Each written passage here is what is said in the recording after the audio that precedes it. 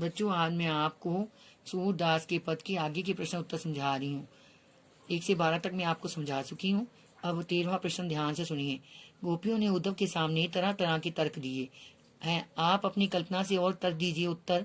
गोपियां उद्धव, यदि यह योग संतोष इतना ही प्रभावशाली है तो कृष्ण इसे कुब्जा को क्यों नहीं देते?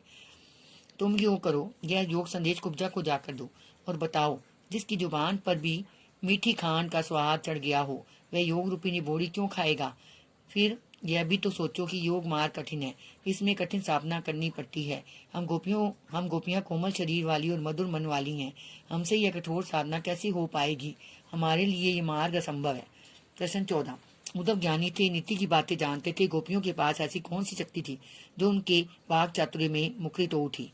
उत्तर। गोपियां वाक चतुर हैं, वे बातें बनाने में किसी को भी पछाड़ देती हैं। यहाँ तक कि ज्ञानी उद्धव उनके सामने गूंगे होकर खड़े हो जाते हैं। कारण यह है कि गोपियों के हृदय में कृष्ण प्रेम का सच्चा ज्वार है। यही उमड़ाव, यही जबरदस्त आवेग उद्धव की बोलती बंद कर देता है। सच्चे प्रेम में इतनी शक्ति है कि बड़े से बड़ा ज्ञानी भी उसके सामने घुटने टेक देता है। प्रश्न 15।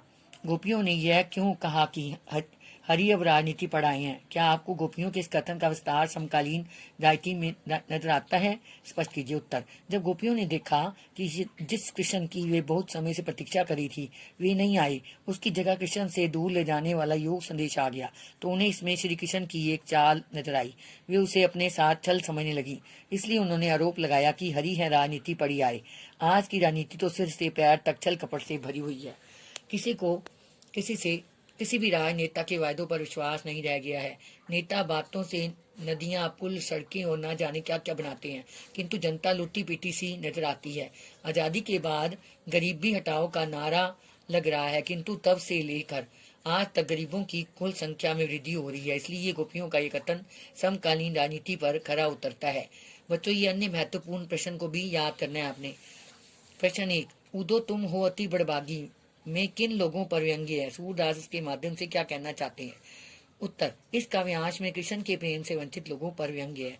जिन लोगों ने भगवान से कभी प्रेम नहीं किया उनका जीवन व्यर्थ है। वे जीवन के सबसे मूल्यवान अनुभव से वंचित रहे हैं।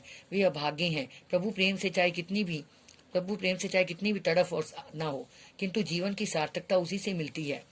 प्रश्न 2। गोपियों के अनुसार पीटी नदी में किसने पैर नहीं रखा है और उन्हें उसकी दृष्टि में क्या अभाव दिखाई दे रहा है? उत्तर। गोपियों के अनुसार उद्धव ने कभी पीटी नदी में पैर नहीं रखा। उसके अनुसार प्रेम के अभाव में उद्धव का जीवन व्यर्थ है, वह अभागा है।